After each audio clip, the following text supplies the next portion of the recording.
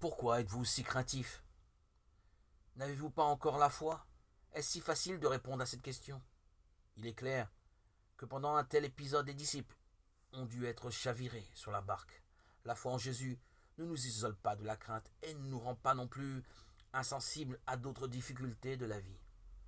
La perte d'un être cher. Pourtant, Jésus nous invite à une confiance sereine qui nous permet de dépasser nos peurs. Il ne s'agit ni de naïveté ni d'une confiance aveugle, mais d'un abandon. C'est de lui que jailliront en nous des forces insoupçonnées. Cette voie vers la confiance est cependant jalonnée de tempêtes. Notre barque tangue parfois fortement. Dans ce passage, la crainte initiale des disciples se trouve muée en une autre grande crainte. Non plus une peur, mais plutôt l'émerveillement de se trouver devant un salut qui dépasse complètement leur attente. Se laisser sauver par Jésus ne signifie pas être protégé de tout ce qui nous dérange.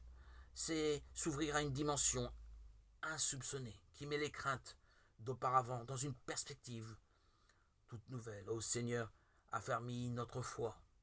Évangile de Saint Marc, chapitre 4, versets 31, 35 à 41. Jésus leur dit, pourquoi êtes-vous si craintifs? N'avez-vous pas encore la foi? Saisis d'une grande crainte, ils se disaient entre eux, qui est-il donc celui-ci pour que même le vent et la mer lui obéissent? Sauve-nous, Seigneur notre Dieu. Rassemble-nous du milieu des nations, que nous rendions grâce à ton saint nom, fiers de chanter ta louange.